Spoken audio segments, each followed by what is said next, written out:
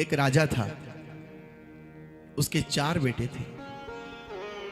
उस राजा ने अपनी जिंदगी में खूब कमाया, काम धाम भी किए, पर वो राजा अपने परिवार में इतना आसक्त था कि उसने कोई शुभ कार्य नहीं किया, कोई सत्कार्य नहीं किया। सत्कार्य की बहुत सारी परिभाषाएं हैं,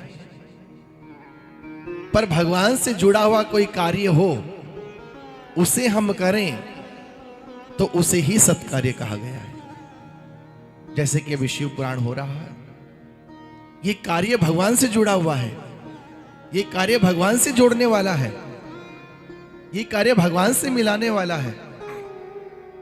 इसलिए ये कार्य साधारण नहीं रह गया है, इस कार्य को कहेंगे सत्कर्म, सत्कार्य। ये सत्कर्म हो रहा है।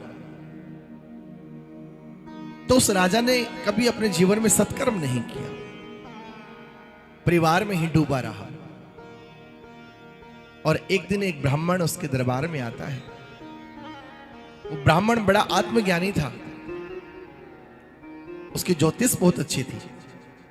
तो उस राजा ने उसको, उस ब्राह्मण को सम्मान दिया और उसको आसन दे करके कहा कि हे विप्र, मेरी कुछ जिज्ञासा है, मैं कुछ जानना चाहता हूं। तो ब्राह्मण कहते हैं कि पूछिए राजन, क्या पूछना है आपको। तो वो राजा कहता है, आप अपने ज्योतिष से मुझे ये बताइए, मैं अगले जन्म में क्या बनूंगा। वो ब्राह्मण बड़ा तत्वदर्शी था, आत्मज्ञानी था। उस ब्राह्मण ने कहा, राजन, मैं देख रहा हूं तुम्हारा अगला जन्म सूकर की योनि में होने वाला है, सुअर की योनि में होने वाला है, क्योंकि जैसा सुअर कार्य करता है ऐसा ही कार्य तुमने किया है, और तुम्हारे जीवन की अवधि भी अब बहुत कम बची है।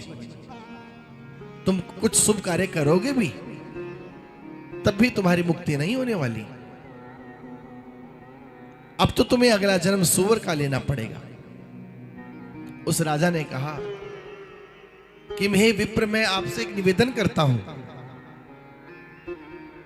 पूछ लेंगे, बोलिए क्या निवेदन करते हैं आप, क्या इच्छा है आपकी। तो राजा कहता है, हे ब्राह्मण, मैं ये चाहता हूं कि मैं जब मर जाऊं और सुअर की योनि में जाऊं, जब मेरा जन्म हो, तब आप आकर के मेरे बेटों से मेरा परिचय करा देना और मेरे पुत्रों को कहना कि तुम्हारे पिता ये कह के गए हैं कि सुअर की योनि में जब जन्म मिले तो मुझे मार दें। ब्राह्मण ने कहा ठीक है। और कुछ दिन के बाद वो राजा मर गया। अंत्यमति सागति, परिवार में ही आसक्त था, तो अगला जन्म उसका सुअर का हुआ। अब वो नाली में पड़ा रहे, गंदगी खाए।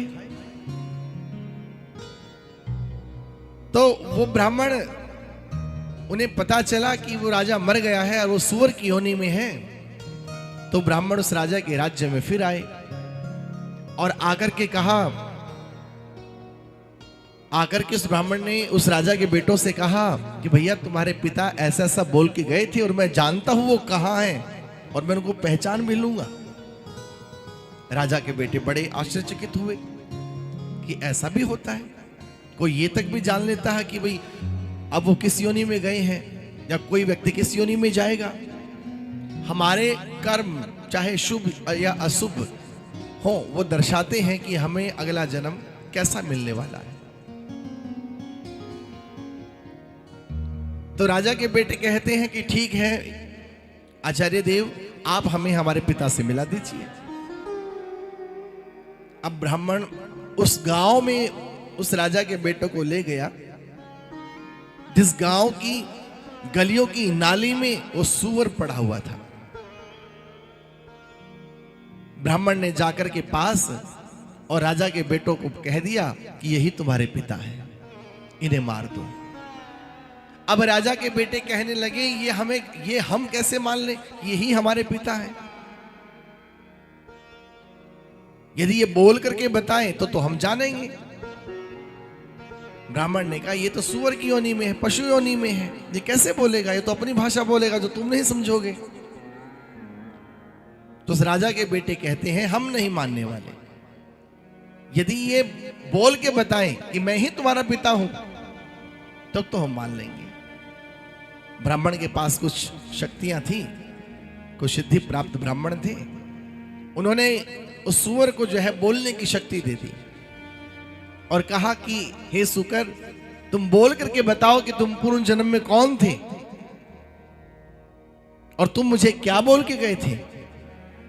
तो वो सूअर कहता है कि हे ब्राह्मण, आपको प्रणाम है, मैं पूर्व जन्म में राजा था और इनका पिता था, और मैं ये कह के गया था कि जब मैं मर जाऊं और सूअर की योनि में जाऊं तो मेरे बेटों को आके बताना और उनसे कहना कि वो उसे मार दे, मुझे सूअर की योनि में नहीं रहना है।